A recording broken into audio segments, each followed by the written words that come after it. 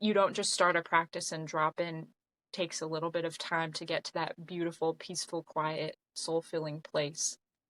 And then you start feeling the benefits of it.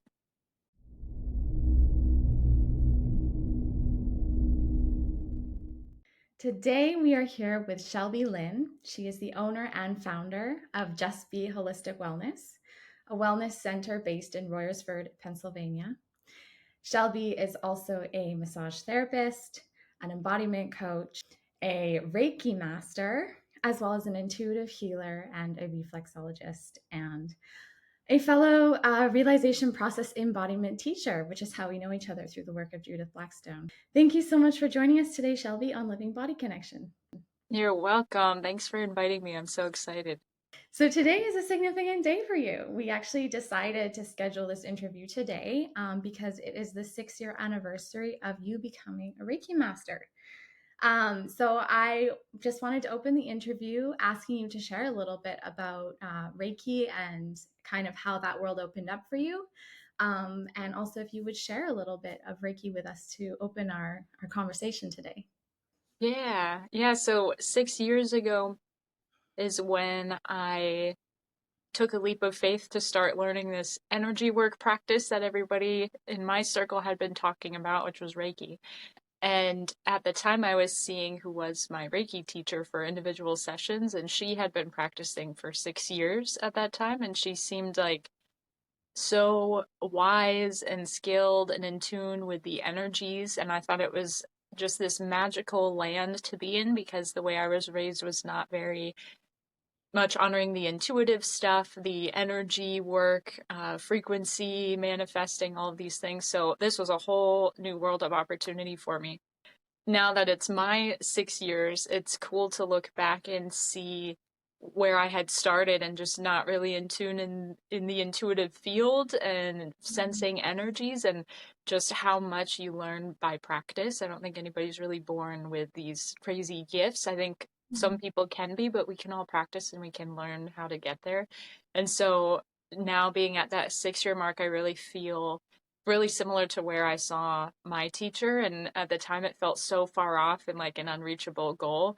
And then now here I am with my own practice and seeing clients full time. And it's just such a special circle to be at. So I would love to share some distance Reiki here today. Reiki's pretty quirky in that it can work across time, it can work across space. So you don't have to be in the same room as someone to feel Reiki, and it doesn't even have to be at the same time, like live. So people listening to the recording can still tune in and receive and experience Reiki.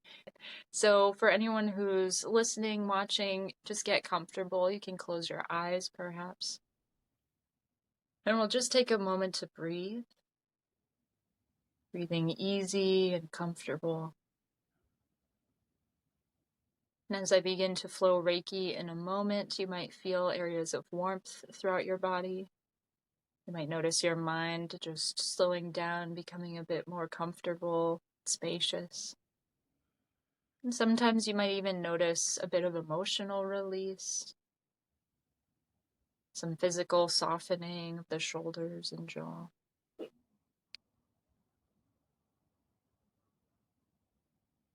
And so let's begin. So there's no right or wrong way to receive Reiki. I'll begin flowing it now. And just notice what you sense in response.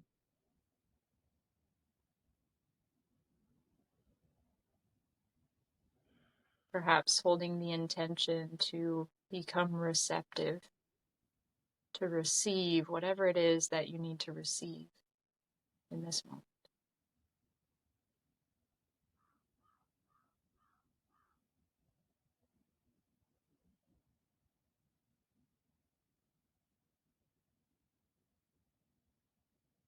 You can sense a lot of expansion in the solar plexus area, the stomach, upper abdomen, as well as a bit of softening through the throat.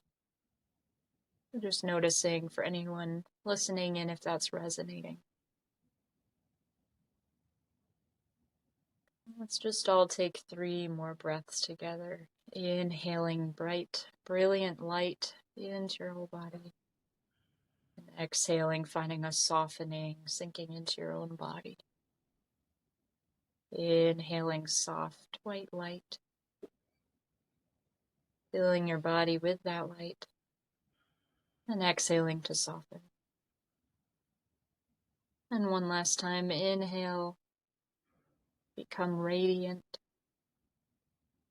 and exhale to find ease. Take a moment to experience gratitude for whatever your experience was today. Bring your awareness to your eyes and slowly begin to blink them open. Come back. Woohoo. So I wanted to ask, kind of as a segue into our conversation today, is Reiki really what opened the door for you for embodiment work, or were you already doing massage therapy and other body-based practices then? Yeah, sure. So yoga was my starting point for everything holistic. I started yoga in college. My mom had invited me to a class because she started in on it. And it really reminded me of my experience in gymnastics growing up.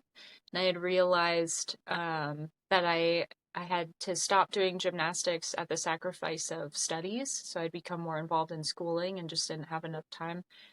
And so several years later, coming into the yoga class, I had this kind of like an out of body experience, but it was actually just like a very in body experience of feeling myself moving again and being aware of where my body was in space, and having remembered feeling that for so many years in competitive gymnastics, but then coming back to it. And what stood out the most was feeling separate from my body for so long.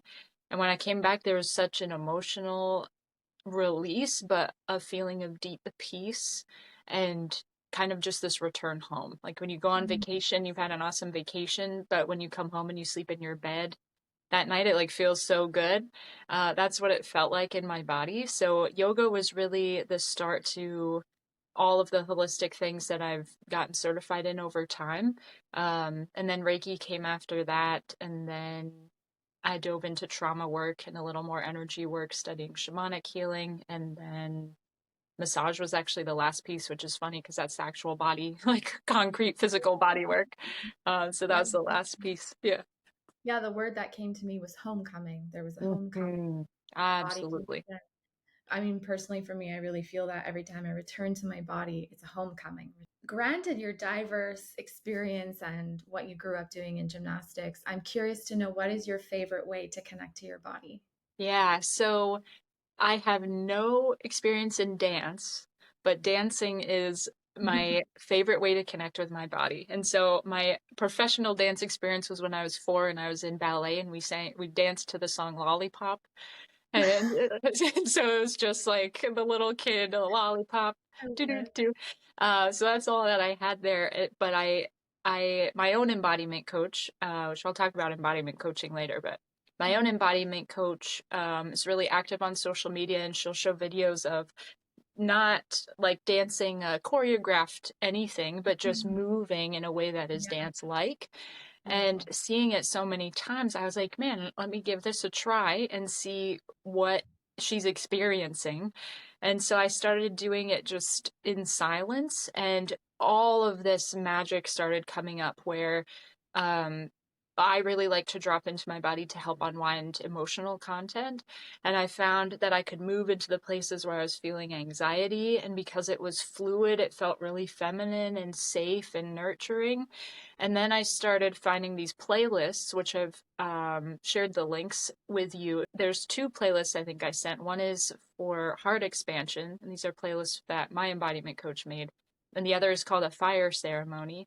And so the Mhm. heart expansion playlist is all about love and feminine healing and our role as a human in this world, interacting with other humans, and we're all hurt and wounded, and it's just a really beautiful playlist to then move to, because I find that I anchor into the lyrics, into the intention of the songs, and that becomes the kind of internal melody that moves through my body. It's now I'm moving in a way that's expanding my capacity for love. And then the fire ceremony is just like burning away all of the things we don't need to carry around anymore. So there's kind of 2 equal but opposite experiences. And I just hit play and I just move around and be brave in how I want to express that movement. But I find it just instantly drops me into my body and my mental state and my emotions and gives me space to unwind and move forward on that journey too. Beautiful. I so relate. I so relate. That is also my favorite way to connect to my I body is figured. I had a feeling. yeah, we share that in common for sure. And I will be sharing those playlists Yay. with my newsletter subscribers, so you'll be receiving that in the newsletter along with this video. So thank you, Awesome. Shelby, for sharing that wonderful Thank invitation you. and resource. And also, it is something that everyone can do. I think a lot of people are intimidated by free movement, but it is such an incredible discovery when you realize that you can just tune into yourself, put on some inspiring music, and just discover this magic of what moves inside of you and express yourself. It's really such an incredible experience. So I highly Mhm. recommend you to give it a try if you're wondering what that's like. So next question, is there a particular technique or practice that for you has been the most powerful or like expedited means to come into mind body connection? Absolutely. So embodiment coaching was really the ticket for me. So embodiment coaching is, I'd say, kind of a new field, but also ancient field at the same time. The specific words embodiment coaching is such an umbrella term for a lot of different techniques.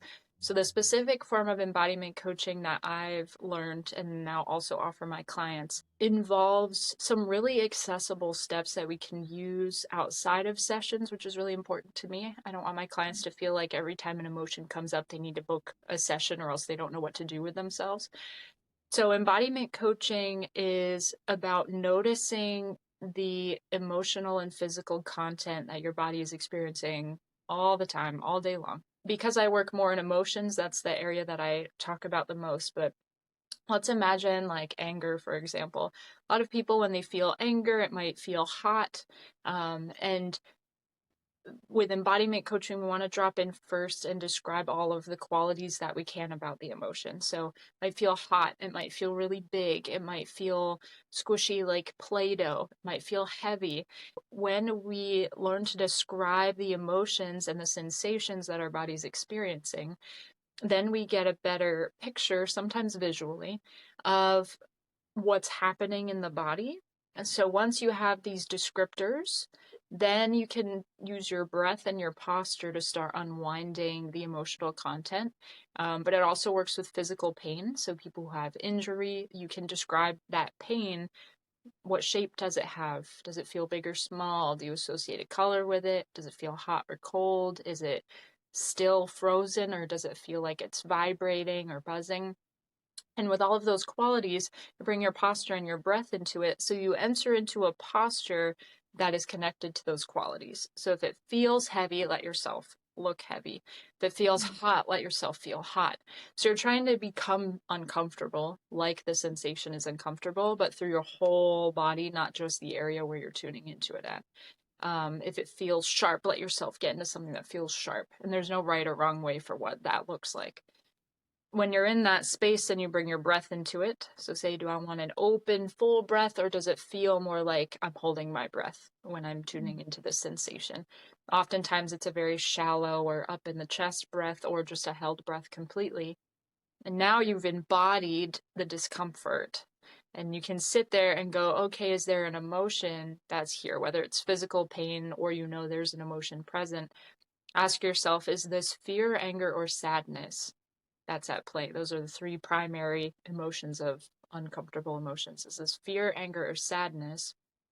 Notice what comes up for you and then say, okay, if I'm scared, what do I need right now? What does this type of scared need? Maybe I need physical touch, so I'm just going to rub and soothe myself. Maybe I need to rock. Maybe I need to sit in the fetal pose. And then what do I need to hear? Everything's going to be okay. It is going to work out. Or sometimes even just, hey, you feel sad right now is Mm-hmm. enough. We're just acknowledging what's going on. And in that, you want to stay in that space as long as you can, just soothing and satisfying the discomfort. And you're doing really deep, intense healing in that space. So this brings me completely into my body because I find I'm not in my body when there's uncomfortable emotions and sensations present. So embodiment coaching gave me the tool to go, oh, there's discomfort here. How do we work with that? And how do we move in that space? And I've started telling my clients that the biggest lesson I learned is we are such sensory and emotional beings. We're never going to escape physical sensation or emotions. So we Mhm. should start becoming professionals at them. And it all comes from dropping into the body, as you know very Yeah, well. an incredible, rich Mhm. summary of very powerful work. Mhm. Thank you.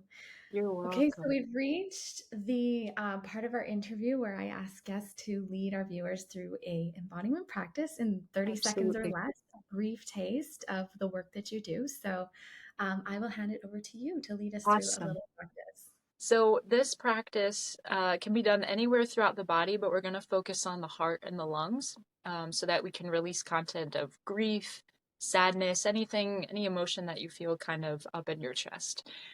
So I invite just making gentle fists and bring some vibration into the chest. And so we're using that vibration to imagine breaking up any heaviness that's in the chest. You might notice that your body automatically starts dropping into a deeper breath.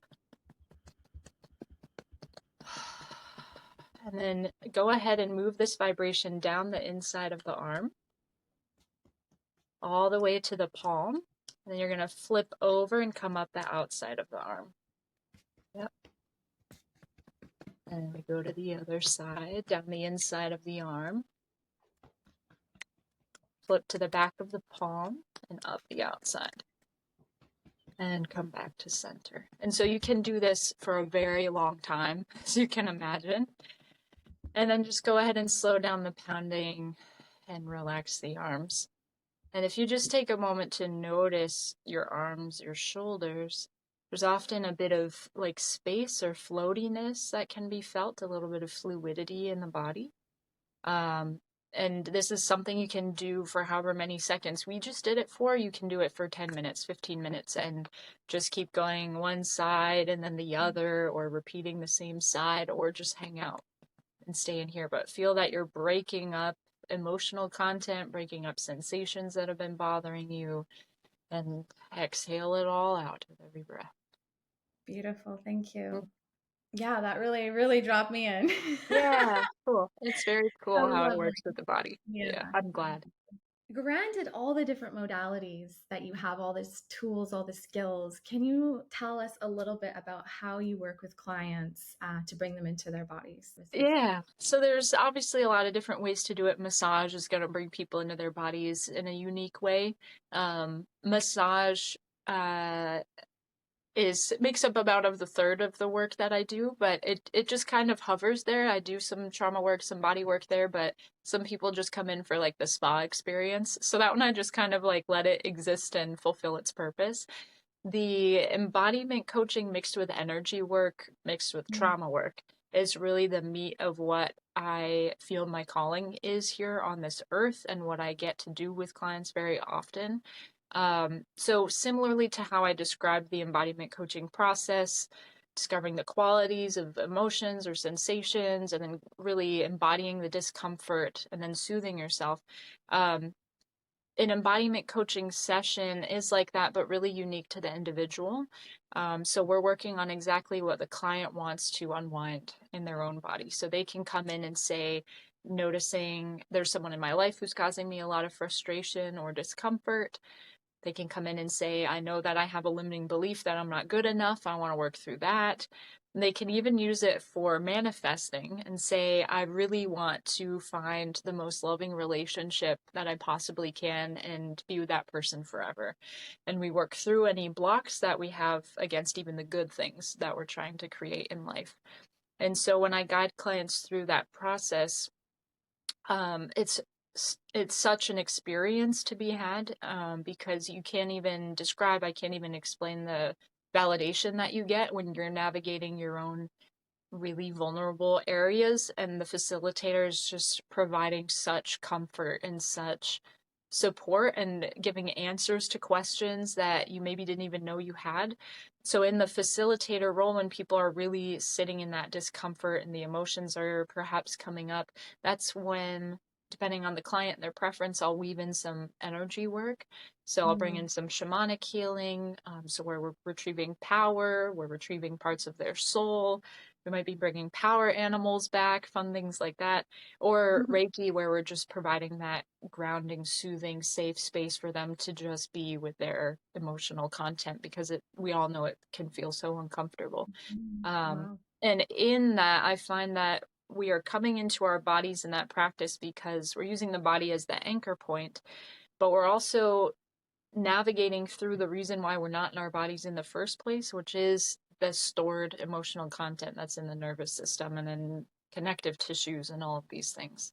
So that's really where my work flourishes, I find, is the embodiment coaching space. Such a beautiful thing to experience. And you're also a realization process embodiment teacher, which is this training that you and I have been doing with Judith Blackstone, which I have found to be potent and transformative on a very deep level. Yeah, so the realization process, I use in every single session that I do with clients these days, including massages. So the realization process is guided meditation, guided practices to inhabit your body more fully. And I find that the realization process helps on kind of anchoring us to the physical structures that we have and different qualities of being as a way of inhabiting ourselves. So we'll try to like inhabit the pinky finger, inhabit your ring finger, but then you might also be inhabiting your sense of power, your sense of love, your sense of understanding. At the beginning of every session that I do with clients, we start with a meditation. Even my massages, we will always start with a meditation before starting the body work. And I've found that the majority of my meditations are the realization process practices by Judith Blackstone. When clients come in, they've had a really kind of a whirlwind day. I can sense that there's just so much energy and awareness that they have of the upper part of their body. But if I were to ask them how their big toe had been feeling that day, they would have no idea. But if I asked how their jaw was feeling, they'd be very aware, because all of their awareness is up here. And so when they're coming into the session, I want all of the work that I do to inhabit them fully and to meet every part of their being. So I want them to be as present as they can in their full body. So I'll often cue them to tune into the bottoms of their feet. So most of my clients live up towards their heads, and to just allow all of their emotions to rest on the bottoms of their feet, all of their thoughts. Even your arms can rest when you're in tune with the bottoms of your feet, and your breath can rest, and all of these beautiful things. So I find that I do it in every single session. And then with embodiment coaching specifically, there's a lot of times where, as we know, emotions are just really can be so uncomfortable. And in embodiment coaching, we don't want to express emotions that are that uncomfortable, that it feels unsafe or it could be re-traumatizing. So I will use the realization process to help them still inhabit their body at greater depth, which provides a support and foundation for the emotion to be Yeah. felt maybe that day, but maybe later on, maybe months from that point. If you were to leave our viewers with one key takeaway for how they can begin to connect to their bodies in their everyday life, what would it be? The first bit is to just do it. That to inhabit the body, we have to do it. And so we can't watch enough videos to inhabit the body. We can't take enough certifications to inhabit the body. You actually have to just sit down and do it. And for me, it was really like I had a hard time creating time to inhabit my body because, oh, I have these emails to send and I need to go to the grocery store and all of these things. And then I hit a point where it ended up becoming survival to inhabit my body. I needed it for emotional survival, for my physical body to be well. So we actually have to do it. We can't read books. It's an experience. You have to really feel these sensations in your body. And then the second bit is more of a tip, just an awareness, is that inhabiting your body is like slowing down a train that's moving at high speeds. We're so used to not inhabiting the body at our fullest capacity. So when you're dropping in, whether you're having an amazing day or a really terrible day, it's going to feel like you're stopping a slowing train, that you're having all of these experiences that your day has held, and then it's starting to slow down, become a little bit quieter. And then we move in the opposite direction where it's peaceful and there's space and you can hear the air around you and just all of these lovely, still, subtle experiences. But I haven't found a way, and I don't think there's supposed to be a way to just flip on the switch and you're in your body. I'm sure some people with lots of practice can do that.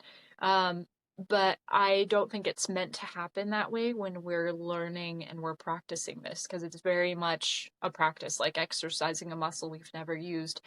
It just takes a lot of time to fully inhabit the body. So let it take time every practice to drop in. And we don't need to be doing it for hours. I think 20 minutes a day is plenty, plenty. You don't just start a practice and drop in. It takes a little bit of time to get to that beautiful, peaceful, quiet, soul-filling place. And then you Mhm. start feeling the benefits of it. Make time and do it. Make time to do Yeah, the business. Yeah, that's absolutely. so. To close our interview, Shelby, could you tell us if you have any online workshops or any remote offerings that you can offer to our viewers, and how we can find you? Absolutely. So, I own Just Be Holistic Wellness Center, like Sasha said. So, justbeholisticwellness.com is our website. On the website, you'll find all of these different providers that we have here at the center. And so, all of them are well versed in supporting the trauma space. But specifically, you'll find embodiment coaching there. You'll find my contact info if you want to book with me individually.